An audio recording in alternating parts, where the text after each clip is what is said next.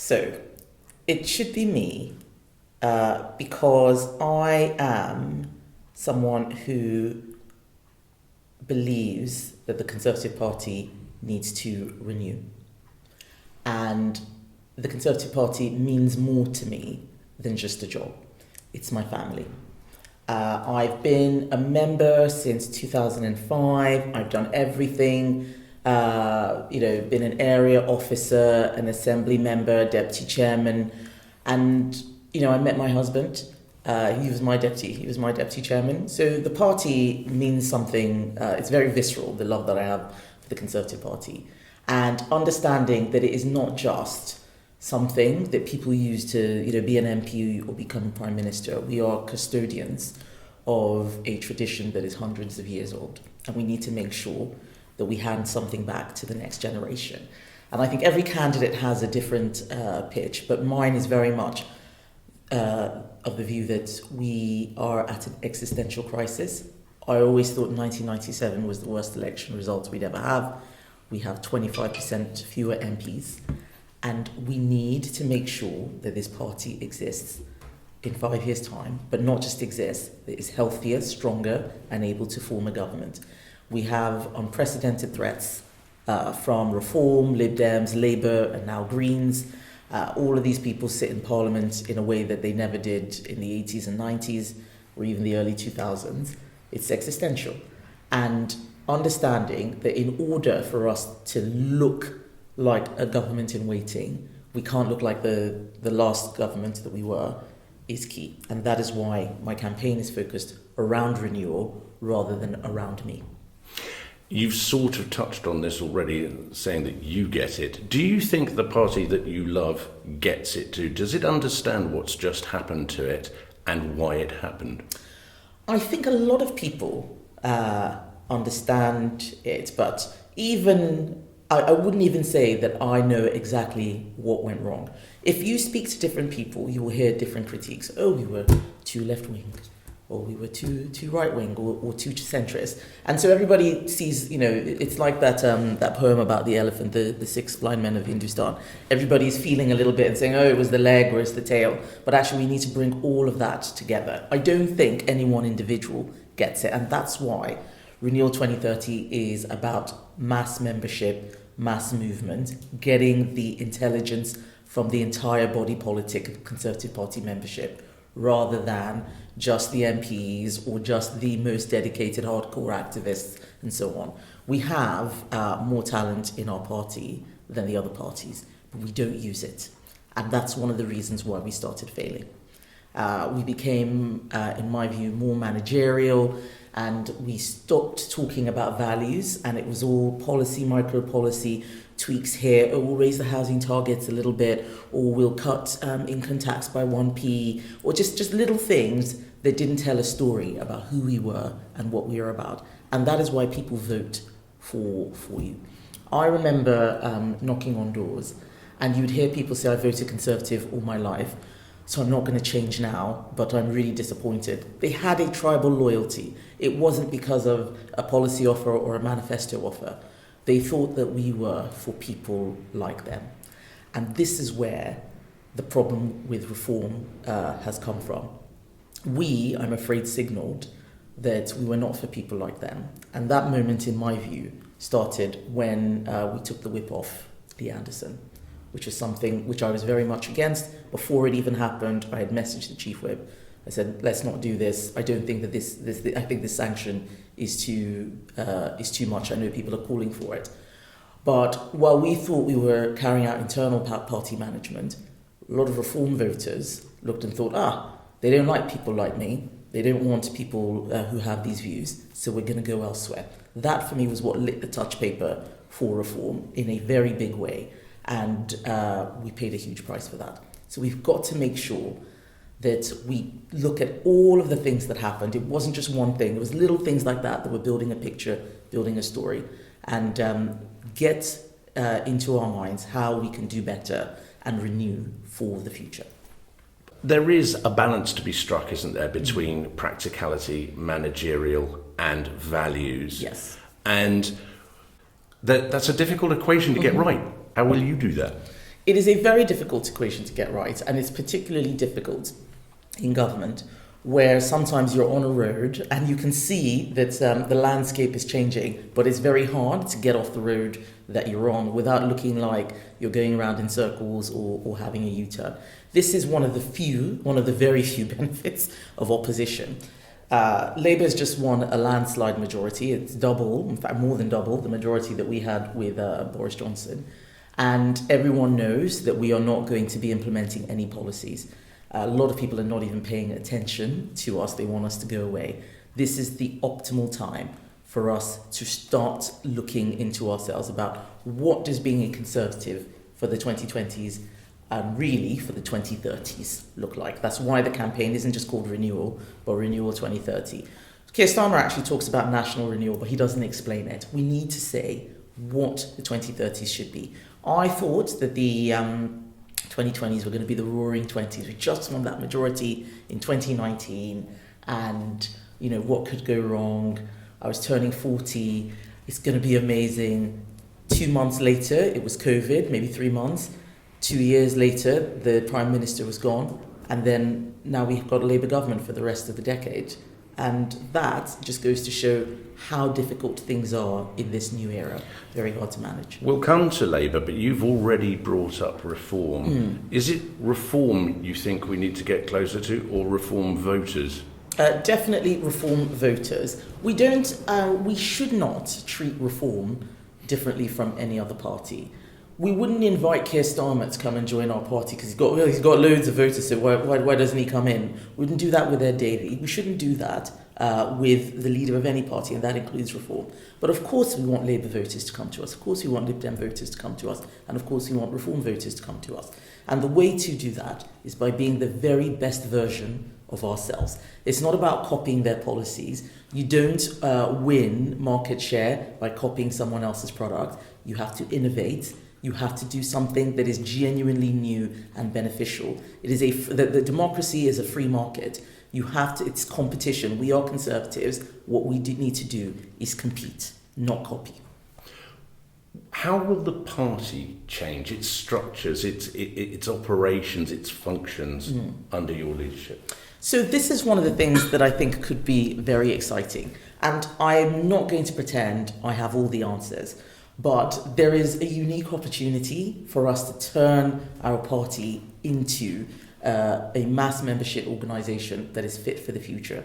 One that attracts people of all ages, not just the people who remember the 1970s and the 1980s. One which is compelling in terms of the offer that it is providing. And that's going to need a lot of deep thinking. So one of the things I'm not doing is saying, well, we're going to make these changes and so on. I know what I think about what went wrong, but my opinions are not the only ones. That is why I want a movement that brings in lots of people to feed in. I think, for example, that people want to see a lot more transparency in what goes on. That's how I'm running my campaign. So with Renewal 2030, the campaign director and other senior people regularly have Zoom meetings where everybody who's signed up just hears about what they're doing. People can ask questions. We should be doing that in our party as well. Why is it, for example, that we don't get minutes of the party board? If you're a shareholder in a company, you would get the board directors meetings, which all happens in closed doors. And it's why, for example, I don't have policies like let's elect a new party chairman, because we elect a lot of people already, not just the leader, but the convention. It's very hard to actually know what happens because we don't communicate. So let's open things up a little bit. I would like to have lots of policy commissions, similar to what David Cameron did in 2005, because it means that you can flush out quite a lot of things that aren't coherent. One of the mistakes I think we made in 2019 was having a single issue election, was get Brexit done. So we had an 18-seat majority to get Brexit done, and then there was no majority for anything else. Everything then became a scrap, became an argument, whether it was on home building or lockdown or whatever. We just were not cohesive, and we're going to have to go through that process. Anyone who says, well, all we need is a new set of policies, still doesn't get it. It's not about just having a different policy offer. We're going to have to think deeply about how our values match the offer that we give the public. If you are leader of the opposition, tasked with the job of being the official opposition. So how do you get to grips whilst trying to do all of this deep thinking with doing that job from day one? Yes, because I can chew gum and walk at the same time. So this is doing many things has been my entire political career. Since I became a minister, I've always had 2-3 jobs. When I became education minister, children and families minister, I had to do the apprenticeship minister role as well because they didn't appoint anyone to do it. And since then, I've always, in the Treasury, I was a qualities minister. When I did business and trade, I did trade and then they gave me business, and I was still minister for women and equalities as well. So I know how to do a lot of things at the same time. And the key thing is about making sure you have an excellent team and to delegate appropriately.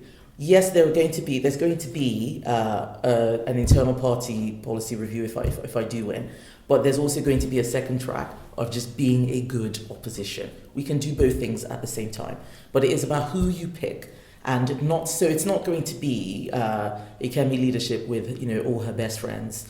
My friends are great. I love them. I love my mom, but I'm not bringing like my family and friends to help sort out the party, or even my MP friends. It's going to be who is best. We need to live by our values. Meritocracy is one of our values. Even people who don't support me have amazing talents which we need to keep and bring on board. But I think people can see what I can do. I have always, they say that I'm combative, but the combat has always been with Labour. When they tried to present us as a racist party, when they tried to do us down on Brexit, when they tried to make a scandal about postmasters, I didn't let them get away with it. I let them have it. I defend our party when other people do not, and that is what I would do as Lotto. My first outing against Angela Rayner went viral because it's actually a lot easier to say what you think in opposition rather than having to go with the collective line that's been agreed. And we are going to expose the Labour Party for what it is. They are opportunists. They have no plan. You look at Keir Starmer yesterday talking about, he set up a wealth fund. That's not because he wants wealth creation. Taking taxpayers' money and borrowing is not how you generate growth. They don't know what they're doing, and we can expose that. If I remember rightly, when you say you were doing different jobs at DFE, you're also being a mum at the time. That's a good memory. How do you remember that? I have a very good memory. Yes, I went on maternity leave and I had my baby about 2 months after being appointed. So being leader of the opposition, people want to know more about you. They want to feel like they know you. And I have a feeling you're not always comfortable with that. So what do you want people to know about you that isn't what you're capable of, what you're good at? What do you want them to know about you as a person? So this is a very interesting question. Because a lot of people who know me very well say, why do you have this sort of very serious persona? Because that's not who you are. You're actually a very jokey, prankster, fun person. My favorite thing to do is play poker. That's who I am. But the reason why is because I think that it's very hard to keep your family and the people in your private life away from the problems of politics, and I try and make sure that I separate my private life from my public life. And I found that when I have been very, very open, very self-deprecating, it's actually been used to not just attack me, but attack people who I'm close to, my husband, and so on. So that is why I do have probably a more serious facade than... So are you ready for this role? Because the level of intrusion so much higher when you're in that position. But I have had more intrusion than the average cabinet minister ever had. The Guardian, for example, hates me because I always criticize when they've got it wrong. All the things which I believe in, they hate, and they see me as a big threat. And so they have been particularly nasty and awful. But I'm used to it. So I'm a very, very tough person. My husband says that I have the ability to absorb quite a lot of pain and conflict in a way that other people would just give up. So he actually says that you were built for this. You were built for this job in a way that he used to be a parliamentary candidate in a way that he probably thinks would have been too much for him. So I know what I'm getting myself into. But this is, leading your party is not a promotion or an award. It is very much a sacrifice. It is about sacrificing yourself for the greater good. And yes, I know that there will be a lot more intrusion. It will have an impact on my family. This is why having a spouse who's a party member who believes in it, he believes in the mission. Renewal 2030 is a mission. It's about reminding people about who we are.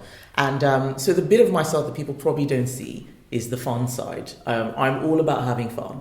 And I think our party stopped being fun. Keir Starmer's no fun. And the rest of this decade is going to be absolutely miserable. I mean, look at that speech he gave. It was the most depressing thing. And I'm actually a very optimistic and fun person. But when it comes to my job, I'm very serious. And also, when it comes to people who try and smear our party, or try and make Conservatives out to be nasty, useless, whenever that's happening in the media, I always am very, very robust with them. And people tend to see that because I feel like it's my job to defend our party, to defend our members. I mean, The Economist wrote an article a few months ago where they called Conservative Party members swivel-eyed loons. And I messaged the editor of The Economist and I said, you should not be speaking about people like that. Do you think this is appropriate? She didn't reply. But we should be doing more of that. How dare you speak about Conservative Party members like that? These are the salt of the earth. They are amazing people. And we're sometimes too scared to just say no and be robust when we are attacked. But if we allow other people to tell our story for us, it's not going to be a good story. We have to get out there and tell the good story. To those that say they were a little disappointed to feel like your campaign started months ago, not weeks ago, what would you say to them? It's not true. I always focus on the job that is at hand. And despite having many misgivings about the decisions that were being taken in government, I believe that principle of collective responsibility is key. I was always focused on making sure I could support Rishi rather than go out and do my own thing. But people will always say that. I remember I was reading one thing where people said I was being nice, so I must have a leadership contest, or I had drinks in my office, so it must be for leadership. If you don't do those things, then people say that you're aloof, and so there's no winning. Whatever you do as a politician is going to be criticised. So in my view, you have to do what you believe is right, rather than worry about what everyone else is saying. But it's not true that I had a leadership campaign running. In fact, people are asking, why is my campaign moving at a different, slower pace than others? It's because I only started pretty much at the end of July. I did not, even as a shadow cabinet member, I wanted to make sure that I understood the housing and local government brief properly. And focus, for me, is absolutely key. So people will say what they want to say, but it's not true. You are seen as a candidate of the right, yes. Are you? I'm very much a candidate of the right, but many of the people who are my friends or in my social circle are not of the right. And so what makes me different is that I am a candidate of the right who can speak to people, not just on the left, but people who are not even political. You wouldn't find, even when I was saying things that you would classify as right-wing, I didn't run into trouble or people saying, gaffe. There was no Kemi's made a gaffe or anything like that, because there is a way in which those of us on the right need to speak in order not to sound shrill and to win people over. And that's what's different about me. I'm a candidate of the right, but most of the people in this country are people who have common sense. Common sense is the thing that gets the vast majority of people. It's where the common ground is. Politics, I don't think, is as linear as people think it is. It's very 3D. And it's about getting the common ground, the majority of people, rather than just the people who are of the right. Yes, of course, we need to solidify our base. We need to stop people on the right from going to Reform or elsewhere. But it is about presenting a right-wing platform that is acceptable to people who are not on that side of the political spectrum. And having said that, this is the last question to everybody. I believe that it's really important who the winner is, but also what do the losers do next? Is everything you said going to still stand firm if it's not you? Yes, absolutely. And this is something which I try and explain to many people who say, why are you doing this now? You know, whoever does this is going to be William Hague. You need to sit this out and wait until later. And I tell them that actually there's a job to do. You don't get to pick the cards that you are dealt. And right now the job that needs to be done is rebuilding the party. It's not just about being leader. If my campaign was called Kemi for Leader, then you might think that, well, she's gonna go if she's not the leader. You know, there are other people who have done that, who left the party when they didn't win the election. I don't need to name names. But this renewal that is required is a long-term project. And if I can't do it as party leader, if the party decides that someone else is better, I will certainly support them, and I will try and do what I can in a different way. Kemi, thanks very much indeed for talking to Conservative Home. Thank you, Giles.